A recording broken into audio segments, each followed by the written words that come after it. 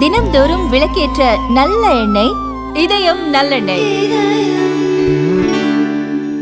தொழிற்சாலை மற்றும் நிறுவனத்தின் மின்சார தேவையை வங்கி நிதி உதவியுடன் சொந்தமாக சோலார் பிளான்ட் அமைத்து முழுமையாக நீங்களே பூர்த்தி செய்து கொள்ளலாம். மேலும் விவரங்களுக்கு Velan infra project private limited, Chennai.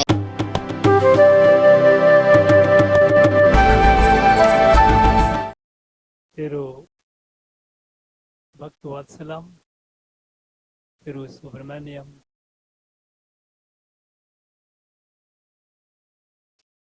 CEOs of corporate entities,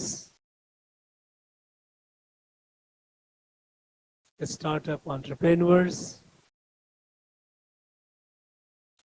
all the gracious ladies and gentlemen, friends from the media,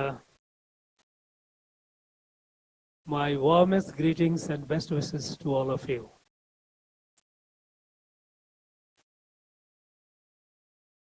Whenever I have such meetings, such get-together, I get more energy, I learn more, and after every such sitting and conversation, I come out an enriched person. You know, when I see all of you here, the two stalwarts sitting on the dais, they have accomplished great things in life. They shared their experience with you. I think I was listening to both of them as a student. Very good tips, you call it tips. Advices, you call it advices. I think every word of theirs, they put in their own ways. One on a bit serious note, other one with a fairly sumptuous touch of humor. But both were very, very pithy. At the beginning, Bharati ji gave a short talk. She told a number of things. And I think each one of you, what Mr. Bhaktivalsam say, you are capable of writing a book. There is a book within you, hidden in you. Each one of you is a story of success. Success in life. You know, in life, every human being, it is, I think, universal. They have two desires. I'm not talking about those who have evolved and renounced the world, but they have done so at a much later age. And they feel that the world has no meaning. Essentially, every human being dreams of having two things in life: fame, that is recognition, who you are, people around you, they acknowledge your presence, your being. Fame. You know, at this point of time, our speakers here on the dais, they have shared their in our history, in our country's history. For almost 7 decades,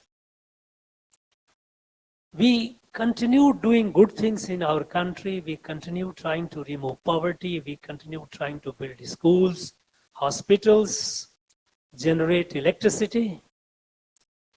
But unfortunately, our country continued to have the dubious distinction of hosting the largest number of sick, the poor, the illiterate. You know, not that we didn't do, we did. We did build schools, hospitals, and generate electricity. But we kept thinking in increments. We did not address the problem holistically, comprehensively. The problems kept multiplying. So we kept chasing the problem rather than catching the problem by, as you say, catch the bull by the horn. Today, the fundamental difference that we have in our country, that we have a national leader with a vision to catch the bull by the horn, not incrementally. And that is why, you see, in every aspect of life, revolutionary changes are happening today. And you may not be aware yourself because you are all busy doing what you are doing. And that way you are the great agent of this transformation. But the fact is all these changes are being brought about by people like you. It's not by the government.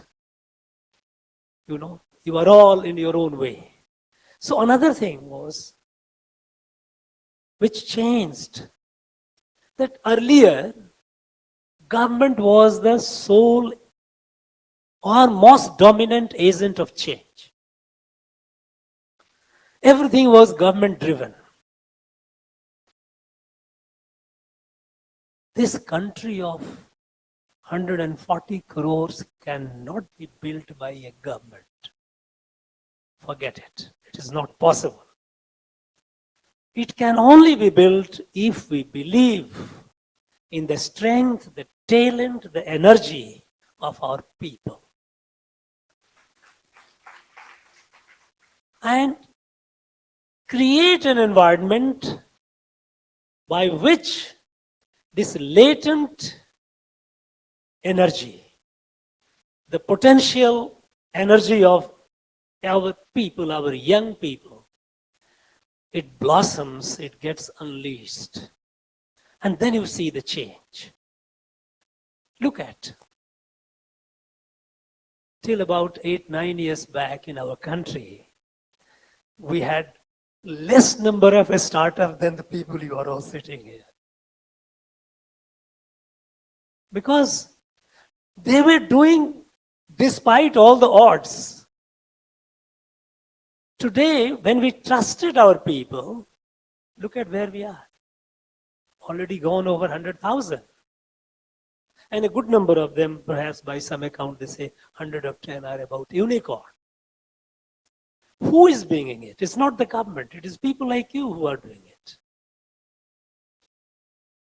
If today, from nowhere in the reckoning, today, we are the third largest startup ecosystem in the world. It is because of people like you.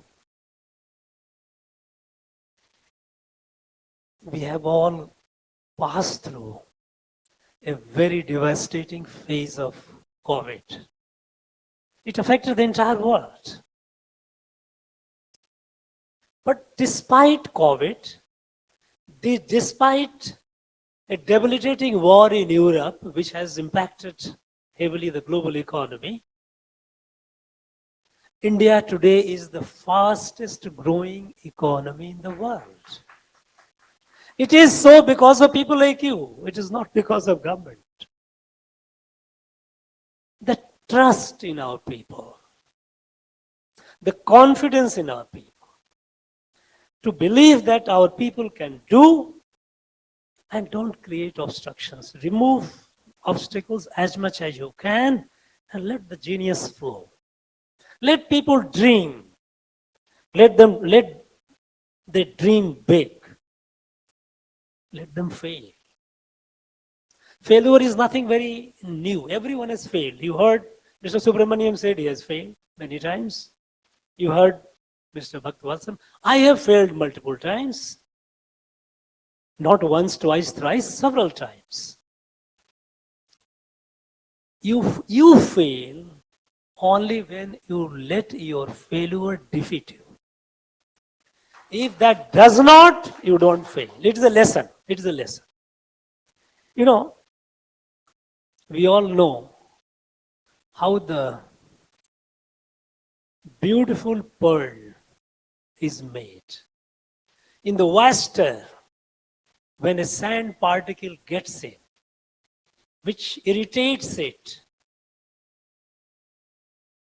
which creates so much of discomfort, it often creates an existential crisis for that oyster. It secretes something that turns out to be pearl. The pearl is a product of discomfort. Pearl is a product of resistance. Pearl is a product of a strong urge to overcome. That is a success. That is how success is achieved, and you have all achieved it. You don't need a lesson from me. You are not novice, you are not someone who's a student just. But then at this point of time, when I look at you, when the nation looks at you, we would like, in fact, I would like, the country would like you to believe one thing, that you are not just a startup, you are not just a corporate executive, you are not something who are doing something new, just something new and worthwhile. You should realize that you are our national asset, each one of you. And whatever you do, which you are doing, keep that in mind, that it is your contribution that is going to build the nation. And we have a long journey. This country of 140 crores cannot remain at the margin of world affairs, cannot be looked down upon by others as if just a one populous country. The countries which were way behind us, they have left us way behind. We know at one point China was behind us, and we know where they are today. There are other stories where we have been left behind. We have to do a lot of catch up. And we are doing that, and we will do that. You are all evidence of that. You are all proving that. The country is awake. Country is awake to its destiny. That country must rise, and it will rise. And it will rise with the effort of people, our countrymen and women like you all. Now, in this, what is that I can offer, I can suggest? I would like to urge upon you all that while you are doing what you are doing and doing wonderfully well, and the country is rising, what this rise should be like.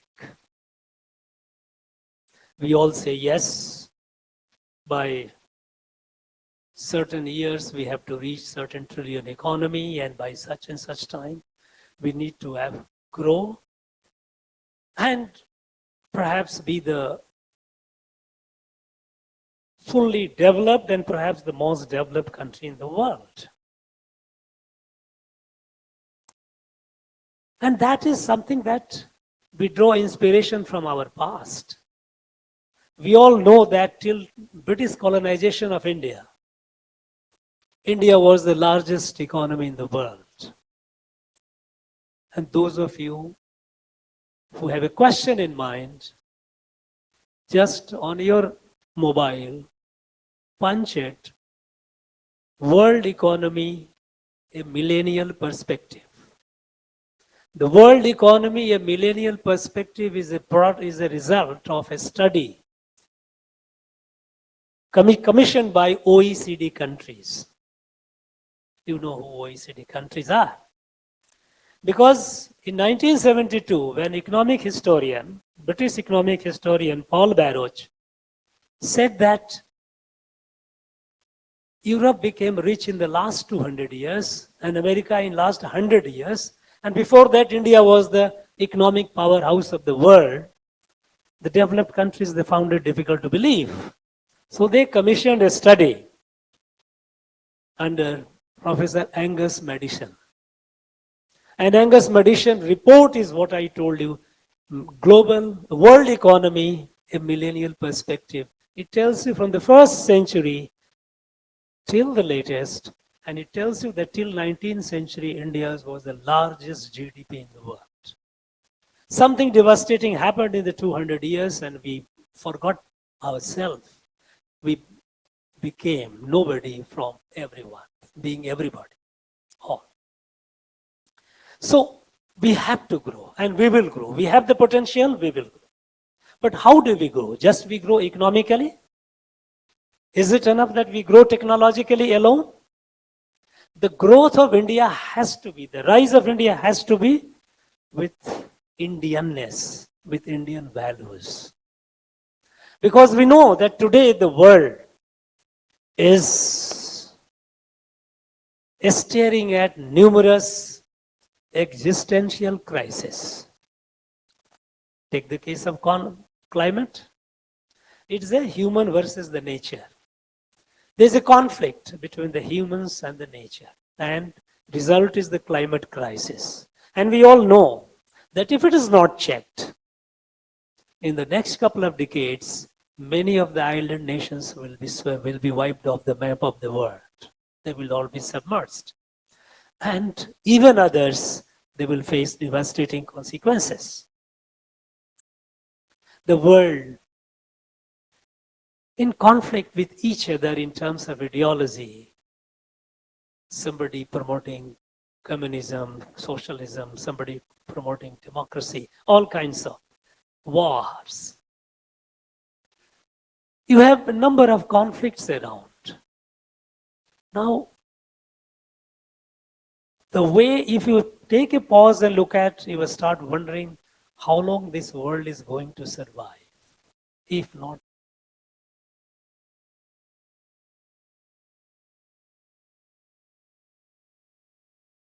addressed. Most of the problem that the world is facing today is because of a belief in reckless exploitation of the resources and growth, and leading to growth. Belief that humans are at the center of creation. And in the process, we find all kinds of conflict. Now, when India is to rise, India has to rise with Indian values. And the Indian values, we all know what it is. When we say, Yadu Mure Yavarum Keler, we say, Vasudhaiva Kutumbakam, we are all family. And we have demonstrated this. We have demonstrated this. During the COVID, while we were also starved of the vaccine, but when thanks to our scientists, when we invented the vaccine, we kept sharing with the rest of the world, not only just ourselves. We didn't look at COVID as an opportunity that many developed countries looked at to make money, a mercantile opportunity. No, we didn't. Even you look at the climate crisis that the world is facing, India is the only country which is doing the best, the maximum. Today, 40% of our energy needs are met from non-carbon sources. And we have target by 2030, 50% of it. People believe that how can a country grow without energy? Yes, you can't. But can there be an alternative source of energy? Yes. We don't have to depend on fossil fuel. We looked at other sources. We look at sun god. We look at others. Now the latest is the green hydrogen. We are moving towards that and we are serious about it. So when India rises, it must rise with Indian values. And there I would urge you all that while you are an example in your own field, people look at you with inspiration, for inspiration, and with expectation that look, here is a person who has, I would urge you all to not just unidimensionally grow, you must grow with our values. And what are those values? You know, we have always believed, that is our Indian system of knowledge, that every one of us, every human being has three aspects of the personality: physical, intellectual, and spiritual.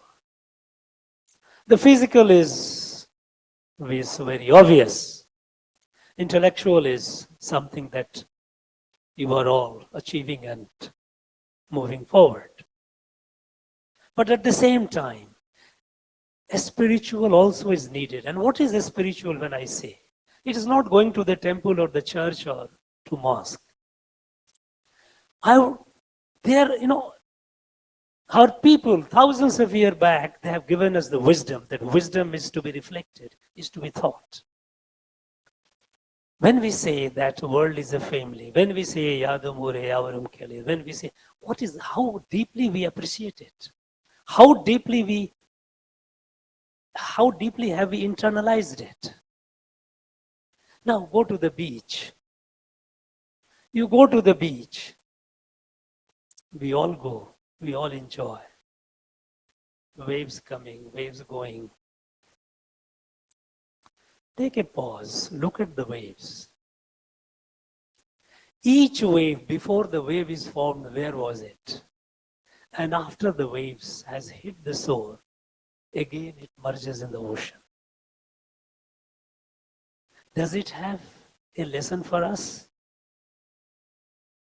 Does it say that all the waves, which look like all the waves, they are waves, but essentially they are all ocean?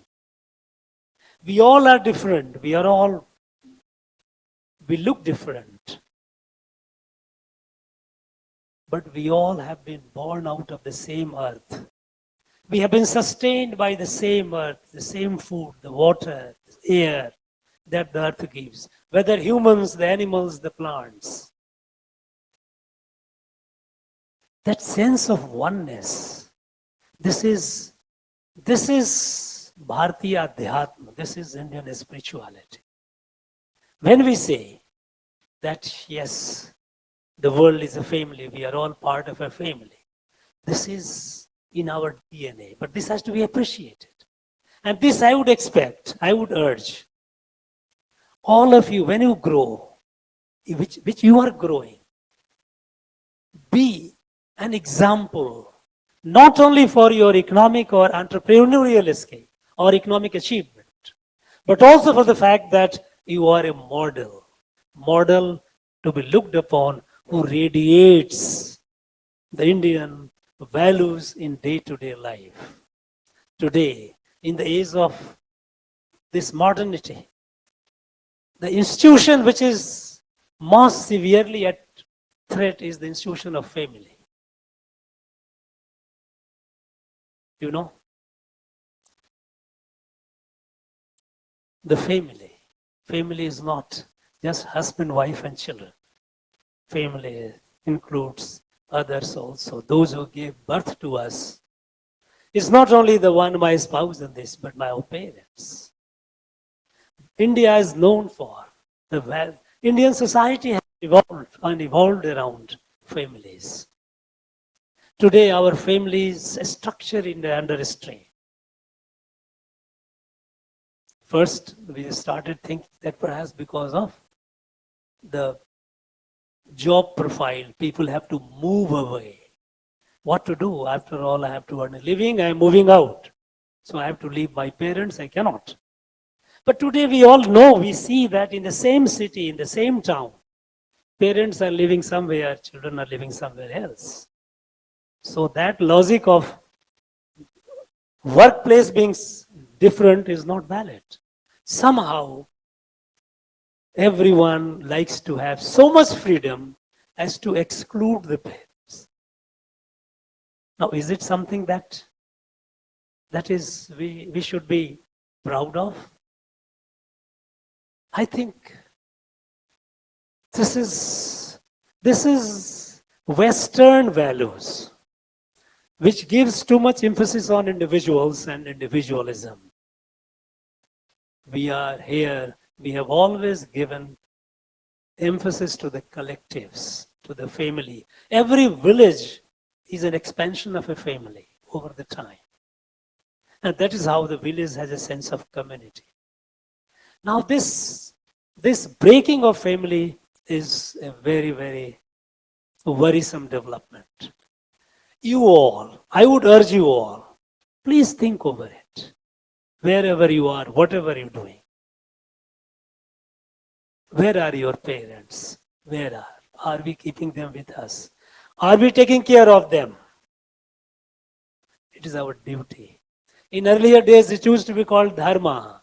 It is our duty to take care of our parents. Today, we have old age homes. Proliferation of old age homes is contrary to our Indian civilization, Indian values.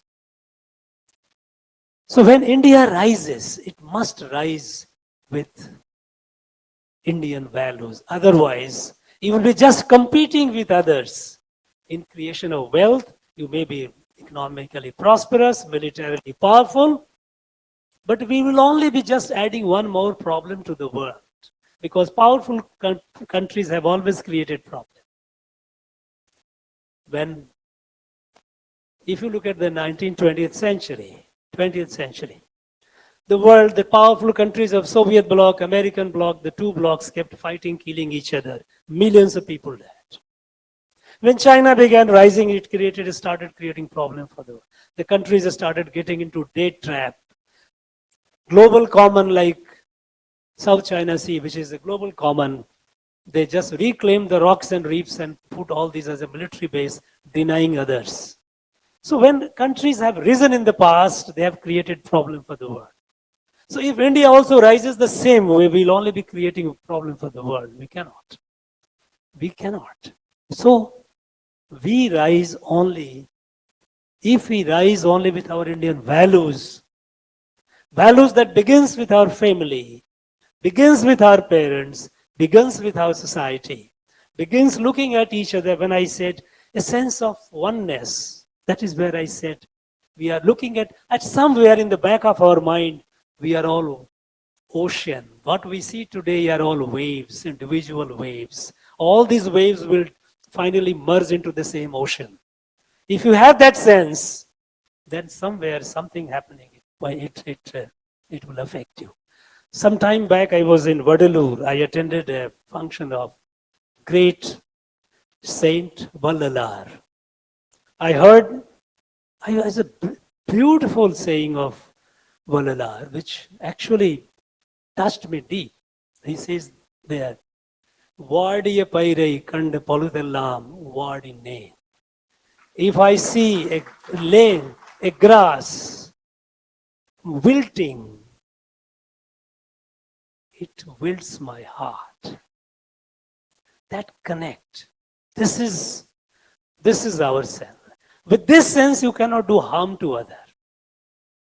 With this sense, you are not an island. You are a part of a larger whole. And that is why when in India, currently we are holding the presidency of G20, the motto is what? Vasudhaiva Kutumbakam, Yadumure, Yavarum Kele. One world, one family, one future. It's not a shared future, one future. It's not the question of sharing, we are all one. With that sense, when India, and that is why, when India is rising, the world is looking at India with expectation. Today, the world is looking at India with expectation to solve the problem of the world. And this change in the global outlook towards India has happened not because of government of India.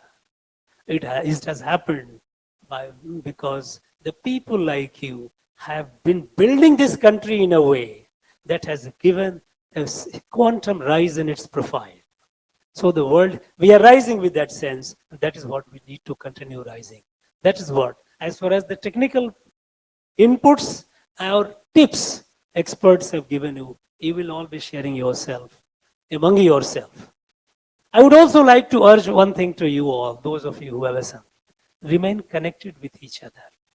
Kudumbam. This is our value. When I say family, it is kudumbam. Can this gathering of 200 and odd smart, high achievers, can it be a family? If it can be a family, remain connected. Nothing. It is a force multiplier. It gives you so much. Remain connected with each other. Friends, sometimes my wife tells me that you talk too much. I would like to stop. I would like to, because it's supposed to be interaction, but I thought let me share something. So I would like to, hear. If you have something to ask, I will try my best. Please. Just a gentle reminder, I request you all to please raise your hands and ask questions. Thank you. Good afternoon, His Excellency. Bhaktavalacham, sir, I love you for what you are. You are an amazing soul. I love you. Excellency, my wish, I have 3 spiritual wish before I leave this planet. The third one is to donate 6 liters of blood what God has given to me. The second one is to give out the oxygen what God has given to me by building trees. But primarily, the first wish of mine is to see, despite of achieving 75 years of independence, why don't we start a spit-free India movement? We at 75 years of independence, my heart burns when I see people spitting on road, both the educated and uneducated. So as a family, and since you are in power, and since I as a single man cannot bring this change, but can I see before I leave this planet that my country, my planet is saved by this thing, which I feel is not the right way to treat our mother nature.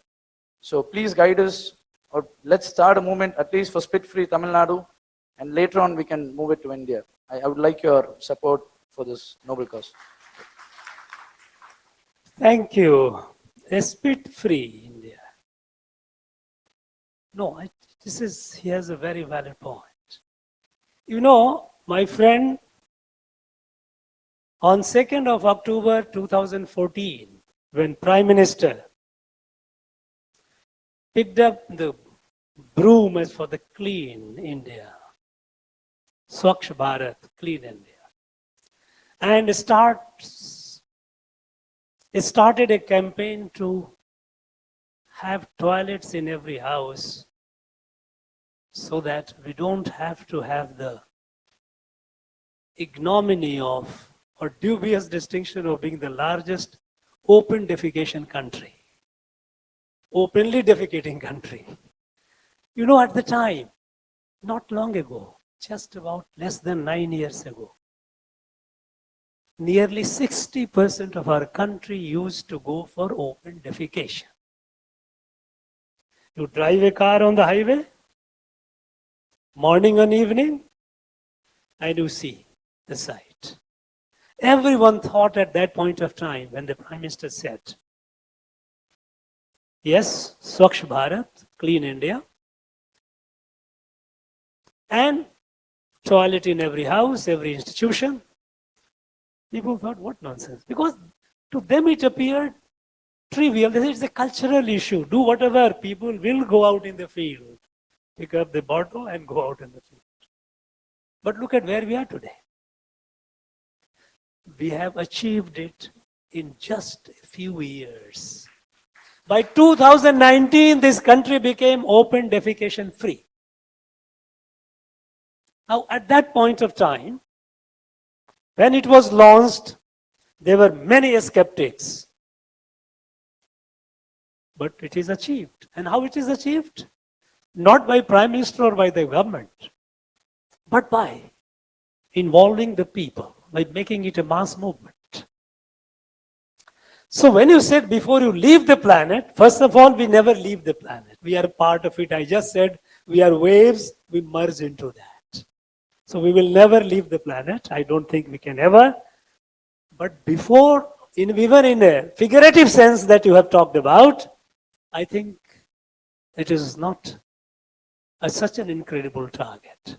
And in this cleanliness drive, who all have played a very, very, very important role? If you ask me, it is the small kids. They are the one, school-going children have been raising issues with the parents. Don't do this. Moving car, I've seen people throwing plastic or paper or waste. Children, their daughters and son, a young one, oh, Papa, don't do it. What are you doing?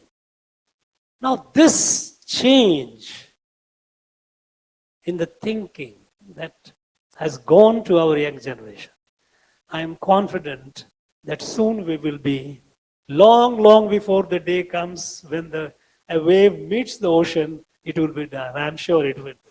Thank you. And first of all, you said, I'm in a position of power. I have no power. It's not a power position. It's all a question of involvement, mass movement. Yes. Is it working? I think, of course, I can hear you, but just for the sake of others. Okay. Thank you for giving this opportunity. My question is that what made you to think there to kind of series to entrepreneurs? Normally, governors have a lot of other works and I have seen a lot of governors, but what made you to think? You know, first of all, there is a myth that governors have a lot of work.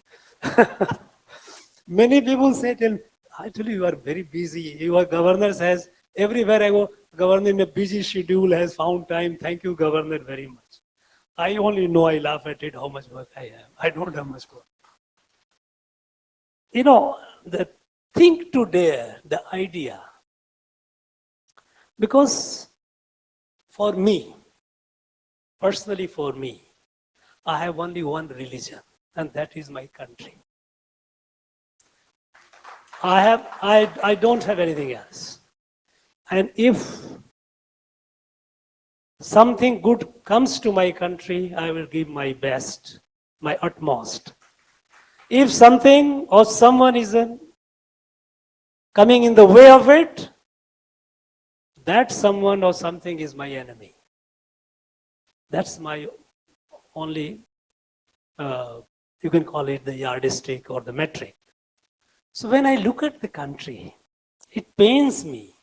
It pains me that this country, with so much of potential, look at this, all this, we hear a lot of achievements in the United States of America and all that. Who are doing it?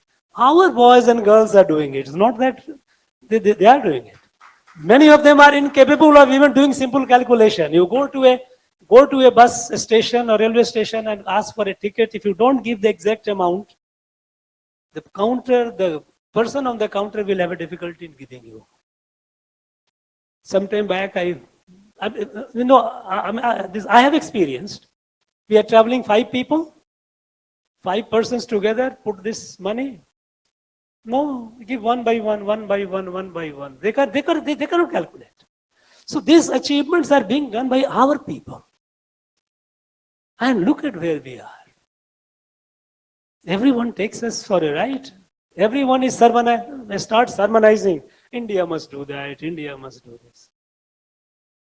I think this is something which deeply hurt me. It pains me. This country deserves a much better position, much better fate. And for this to happen, I think it was Mr. Bhakt Vatsalam, he was showing some slides where he says, brain American, heart Indian. This is what Swami Vivekananda said. Swami Vivekananda said he dreams of India. He was also pained. He was deeply pained at the fact, the plight in which the country was. He said that, look, India should be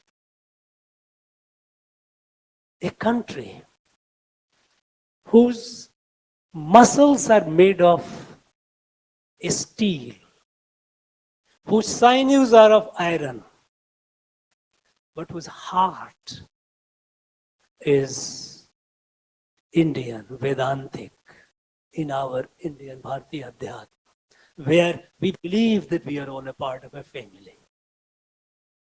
Now this is possible only when you are strong. You are not just all these big thoughts, all the big teachings, all the scriptures, all the good things were there with us for thousands of years. But people, they did not take us seriously. People will, if you are not strong, then your good words, your nice words are also not taken seriously. There is one of the, I think it is there even in Tirukural it is there, but I don't exactly recollect the words, the Kural. But there is one in Shukra Niti. Sukracharya was one of the greatest strategists. He said in Sanskrit, Balino vasgaha sarve durbalasya cha satruva. If you are strong, you have friends around. If you are weak, you are surrounded by enemies. You have to. So India has to be strong. And for that, it will happen only when people, the young, those who can dare to think to dare, think to dare. They must think and do something which has not been done before, which ordinary people would not think of. Audacity to dream big. And there, when I see, it gives me a lot of energy, a lot of strength, a lot of hope. Thank you. 1 second. There's a lady who would like to ask a question, if you don't mind, please. Yeah.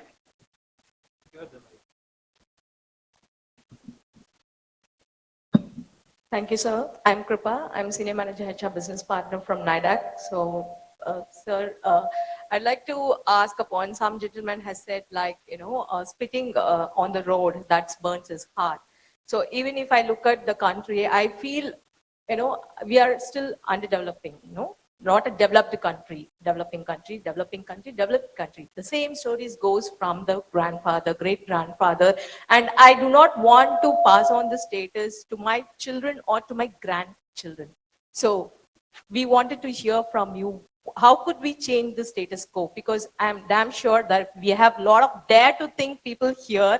And if you could give us your insights, probably a thought-provoking, that can make us unite and we can move towards that. So a piece of advice from you, sir, how we can change a developed nation like other leading countries. Thank you. First of all, you said you don't want to pass it on to your children. And I salute you for your dream, for your desire. I can assure you, it's my strong feeling within, which I can feel and I know. We will be a developed country soon. The country has set the target by 2047, what is called Amrit Kal. India will be a developed country. Now, what the story we heard from our grandfather and our father, today is not the repeat of that story. Today, we are scripting a new story of India. How we are scripting? Let me give you a snapshot. A snapshot. Simple. Our fathers, or even to say, I won't say I'm pretty, I have many years behind me. I am not so young. Even in the way, people of my age, could they have dreamed that India, the pavement, the one who sells the vegetables, will use a digital device, digital payment? Today, India is the most digitalized country in the world. Today, the 40% of the digital transaction in the world per day happens in India. People thought at the time when the Digital India program was launched, people started saying, what is this? They didn't believe. Today you travel, I'm sure when you travel in a taxi, The taxi driver is comfortable. He is not happy receiving your cash. Make him a payment on either Google Pay, UPA, whatever you do it. He is very happy. So is the case. Now, imagine such a large country, so much digitalized. Take the case of, let us say, healthcare. Basic ingredients of citizenship. A citizen must be healthy, it must be literate, must be educated, must have access to potable drinking water, must have access to cooking gas, must have access to electricity, must have access to, by way of connectivity, physical as well as IT connectivity, internet. Where are we today? In the last just a few years, 7, 8, 9 years, when we started the health, as I said earlier, we were incrementally moving. Today, catching the bull by the horn. Look at the number of medical colleges which have come up. In the last 8 years, the number of medical colleges have gone by 70%. 70%. What was done in the 70 years in the last? Our target is that every district must have a medical college. Tamil Nadu, we have more. We have, in fact, only last year we got 11 more medical colleges. And branded drug, the price differential is many times. Today we have more than 10,000 generic drugs all over the country. So making drugs easier, cheaper, making healthcare easily affordable by creating more infrastructure holistically and also alternative medicines. Because we know that there are areas where modern medicines do not succeed, they do not give you the desired result. That is where comes Ayurveda, Siddha and all this. And to give emphasis on that. And the world is realizing it, by the way. When we talked about alternative medicines, when we talked about it, earlier people there was a lot of prejudice among the modern medical facility, modern medicine, medical fraternity. They used to look down upon, oh, these are like a steak charming and all. That's not. 2018, our alternative medicine products, all the churn and all these things that we make it, was hardly about less than $3 billion. Today it has crossed over $20 billion. The world is buying it. The world, thanks to COVID, people have realized that there are ways, there are alternative medicines which also helps you building your immunity and how to take care of the problems. So, all these transformations that are happening are revolutionary. We are in the thick of it. Many times we are too close to it to grasp it fully. When you are too close to a historical event, you do not appreciate the whole in its entirety. But it is happening. Look at the way that, through digital technology and through Jam Trinity, as it is called, Jan Dhan, Aadhaar and mobile. Look at during COVID, CoWIN app. You take a vaccine and within seconds, on your mobile, you get you have been vaccinated, your certificate. So that your travel becomes easier. And when the due date comes, your mobile gives you a ring, gives you a message, now it's time for you to go for it. Look at it, how people did it. These are incredible. This has happened, nowhere in the world it happened. Nowhere in the world it happened. And such a large country. Today, India is transforming. It is not just, improving, or it is galloping. There is a quantum leap happening. Yes, we have problems, we will overcome. Because the country has a new confidence in itself, in its ability. That is the reason. When the Prime Minister of India goes or speaks, the whole world listens. Because they know that now India of today is not the India of decades ago. So what our fathers did, we will not leave the legacy. And you will not leave the legacy. Because you are the one who are transforming it. It's not others. So we will go. You are young enough to be at the time 2047 to be at the helm of affairs wherever you will be. Even today you are. But then you will see how the country has. And then of course, you will also be feeling happy and satisfied about your contribution to making this country great and develop. Thank you. Just last two questions. Please, please. I think here, please. Hi, sir. So I wish to know, as a leader, people are the important person who drive a future, right? So, as a leader, how you manage to understand the minds of people, how you get to know the minds of people, what they are thinking, and being an entrepreneur, it is an important skill that everyone must learn the people management. So, how you handle it? You know, first of all, I don't have a magic or that formula to get into what you were thinking. But I tell you one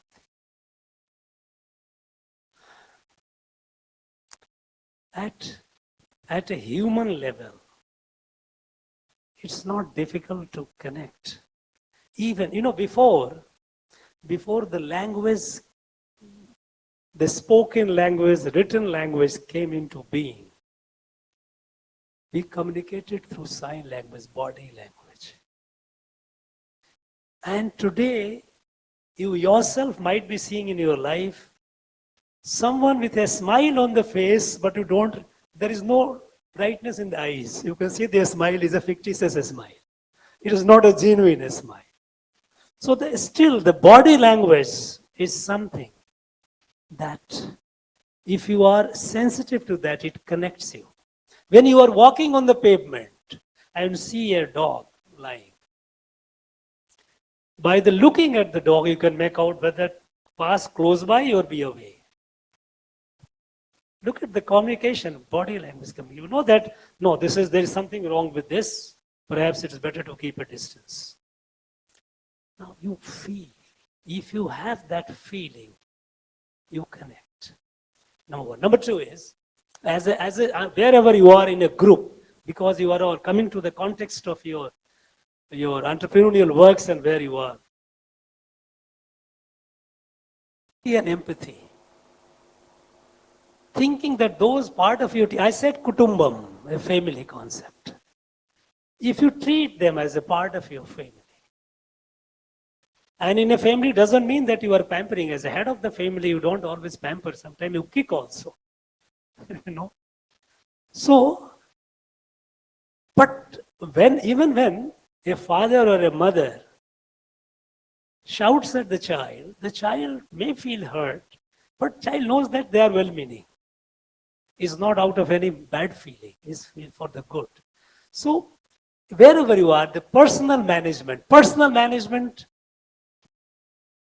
people come up with the big theories in the management schools. They teach you all kinds of things. I'm not aware. I do not know any of those theories. But I can assure you that if you treat your team as member of your family, and when you say member of family, do you know their personal life? Do you know whether the person is the parents, the ailing parents? Do you know that the person is married, the spouse, what is the position and all? Children. Now, if you have, and wherever possible, it's not that you can do everything. We can't. So, but wherever possible, the fact that you are concerned, it gives you. I tell you a small illustration from when I was very young at the time. I was SP of a district way back in 1985. 85, long before you were born. There was a massive situation, law and order situation. A lot of women and children were. I was in Kerala. There. They had come for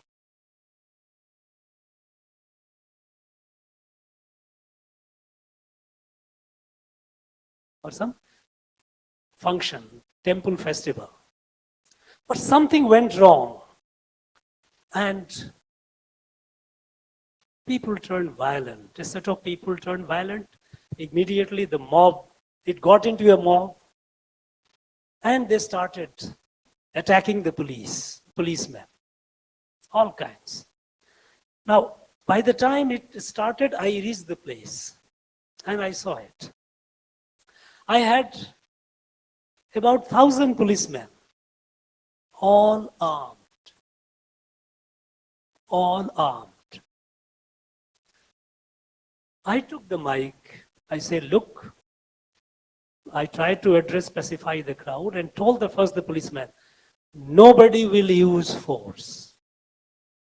Nobody will use force because if you use force, women, children, they will be the victim. I say, we cannot soil our hand with the blood of the innocent. Today is the day when we will receive the beating. Receive it. We will not spare the guilt, those who are troublemakers, but nobody will use. I have seen, I myself suffered knee bone fracture. I have seen the cops, soda water bottle throwing and hitting on the head, the person falling. I heard more than 70 of my policemen suffered grievous fracture, bone fracture. And they all obeyed me. Believe me, they all obeyed me. Without questioning it. Because I knew that if I use the force, the victims will be innocent people. No, we will. We controlled it without using force. Of course, it is different matter that the next day, a large number of elder people from that area, they came weeping, sir, our people have done a very bad thing for you. We are very ashamed of it. But I had to carry my cops, injured cops, lifting in the vehicle and taking to hospital. But the trust the policeman had in me that yes, if this man says, don't do it, we will not do it. That comes not with authority. That doesn't come with power, that I am your boss. Nobody listens. When it comes to a critical situation, people will desert you, invariably.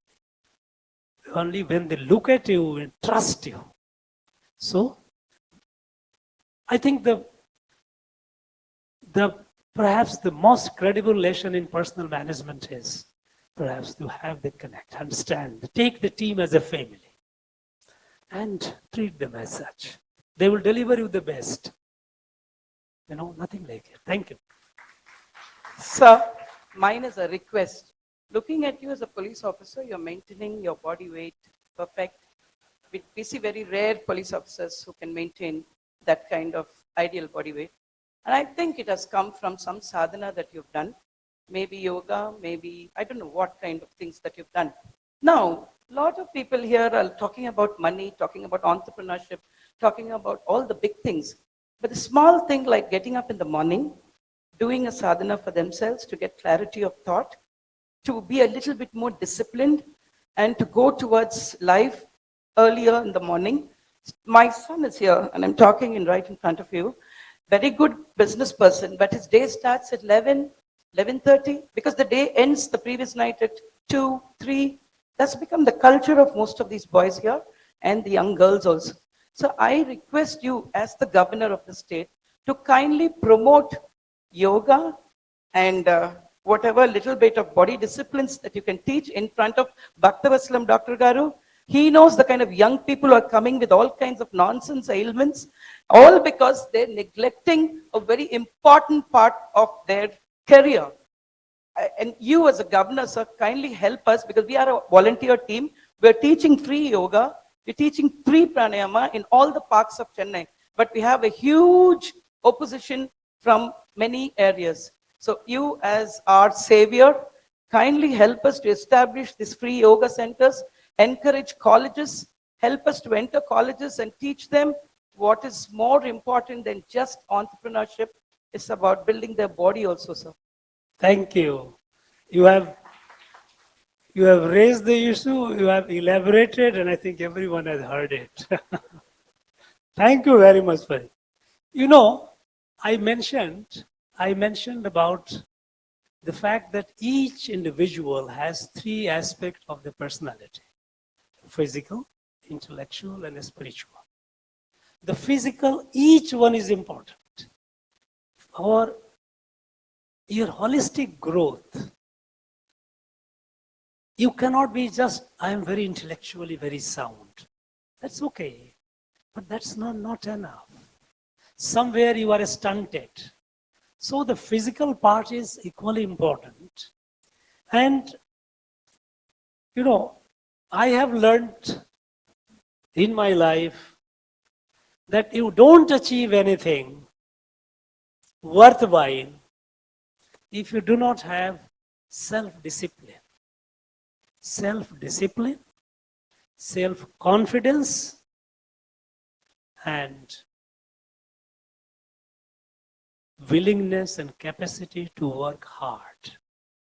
Now, self-discipline is what? You said about yoga. Yes. Please sit down, ma'am. Please sit down. Yoga, in fact, in my own personal life, one thing which has been a regular part of my life is about 1 hour, 15 minutes I devote in the morning on yoga and pranayama. Unless I am traveling and not in a position, this is a part of my life.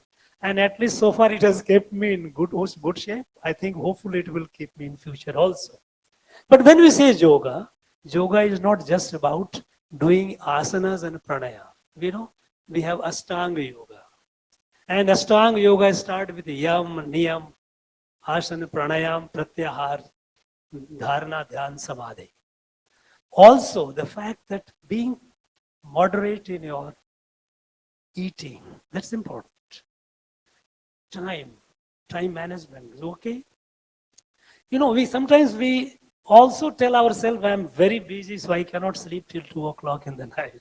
I can understand, I sympathize with those of our people, those who are working with the companies abroad in the West, their time difference is such they have to be awake.